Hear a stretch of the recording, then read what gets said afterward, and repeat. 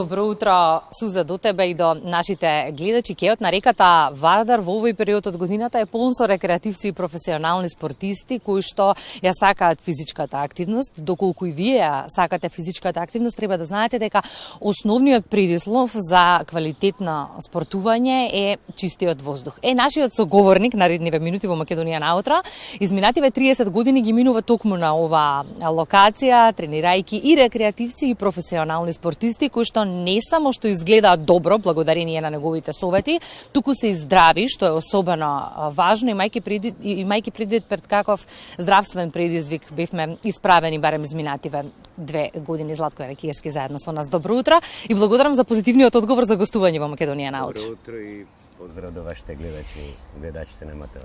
Обично овој термин во утринската програма ни е резервиран за доброто здравје. Предходно имавме нутриционист со кој што зборувавме меѓу другото за една особено важна тема кога станува збор за исхраната. Меѓутоа знаете често да кажете дека исхраната оди паралелно со физичката активност, едно друго заедно под рака. Нормално.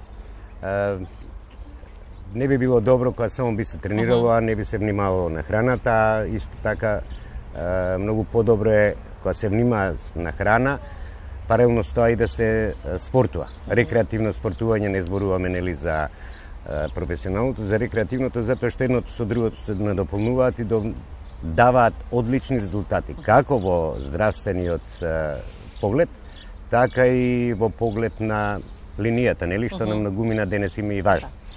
31 година споменав овде на кеот на реката Вардар со бројни професионални спортисти, но и рекреативци. Каков е впечатокот? Се тренира само во одреден период од годината кога сакаме добро да изгледаме или конкретно еве за на плажа, или пак веќе стекнуваме навика за грижа за генерално психофизичкото здравје?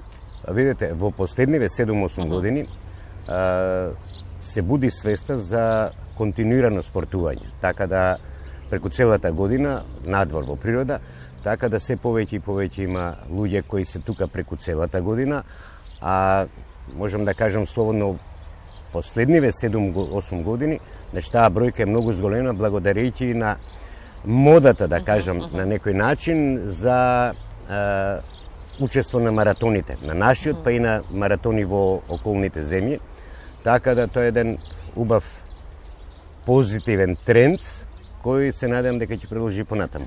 И за сите оние кои што размислуваат физички повеќе да се активираат, на што треба да бидат подготвени? Кои се првите совети кои што им ги давате генерално и на оние со кои што за прв пат почнувате да работите? Видете, спортот, рекреативниот има свои правила. Значи исто она што не учеле во основните училишта, тоа треба да се запази овде, значи од загревање и постепено напредување во поглед на физичката спремност. За разлика од зимскиот период кога треба да бидеме солидно добро облечени за да не ни студи, нели треба енергијата да трошиме за спортување, не за греење на телото. Летно време треба да се внимава на големите температури, што значи добра хидратација на телото, да си има вода, да не бидеме превише облечени, меѓутоа да не бидеме и често пати без заштитни некои делови, затоа што во Скопје знаете температурата често пати се качува и над 40 степени. Така да некои основни законитости постојат и треба на нив да се внимава. Во кој дел од денот најдобро се вежба? Вие сте генерално овде наутро, тука можеме да ве сретнеме во 8 часот и 30 минути, само во овој период од денот? Не. Тренинзите се одржуваат според можностите на луѓето, значи има тренинзи од сабајле, од 7:30 па натаму, затоа што некои луѓе нели после тоа се на работа од 9 од 10 па до покасно и попладне. Меѓутоа, она што ме прашавте, кој период од денот е најдобар. Знаете, сабајле кога ќе направите тренинг, го будите целото тело. Доаѓа до поголема снабденост со хранливи материи, кислород и така натаму, така да организмот е спремен за она што не очекува во тек на денот. Меѓутоа, истражувањата што ги правеле група на научници покажуваат дека човечкото тело најспремно за физички напор е попладне околу 5 часот. Значи, доволно разбудено, доволно спремно, а тоа се однесува сепак во поголема мерка за спортистите. Зошто да повеќе за индивидуални тренери, а не за самостојна работа? Какви се вашите искуства? Како индивидуален тренер низ годинива?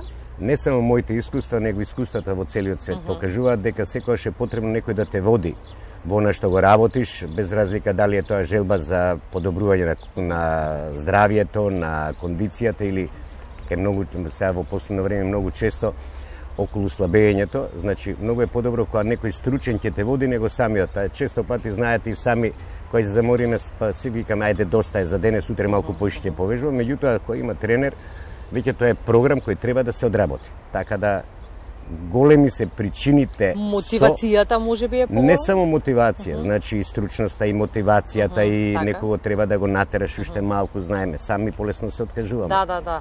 Од напорот. Кога станува збор токму за вежбањето во овој период од годината и кога почуваме било каква физичка активност, првото нешто што ни паѓа на памет е кога би ги виделе првите резултати. Многу често размислуваме краткорочно, веројатно.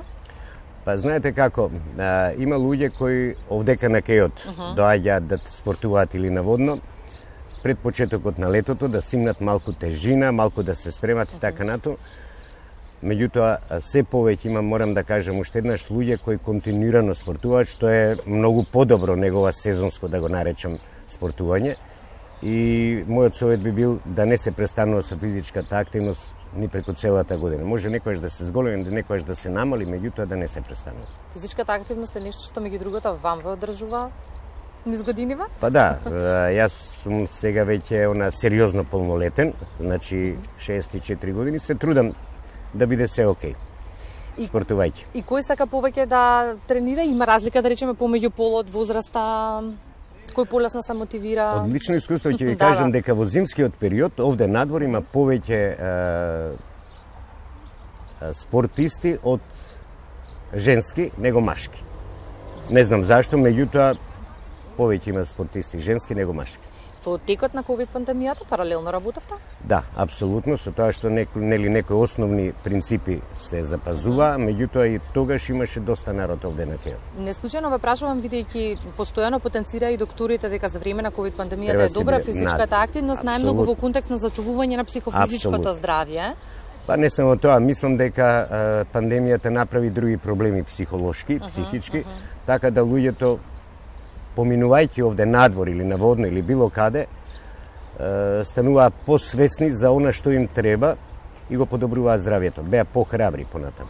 И кога би направиле, да речеме, еве можност за избор, дали теретана, дали водно, дали кеј? Видете, пред многу години као мода беше теретаната. Меѓутоа, последните 7-8 години, по советите на докторите кои се бават со такви истражувања, излегува дека е многу поздраво да се спортува надвор во природа.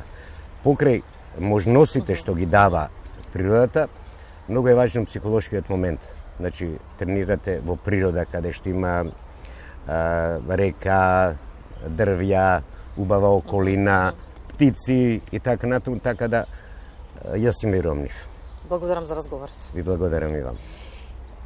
Токму како што кажавме, прочем изминативе десетина минути, поттикнуваме и ние мотивираме на каква и да е, минимална нека е, но нека има физичка активност. Особено е важна за одржувањето не само на физичкото, туку и на психолошкото здравје, за кое што интензивно зборуваме барем изминативе 2 години, но секако е тема за која што треба да се дискутира гласно и во периодот кој што следува. Суза?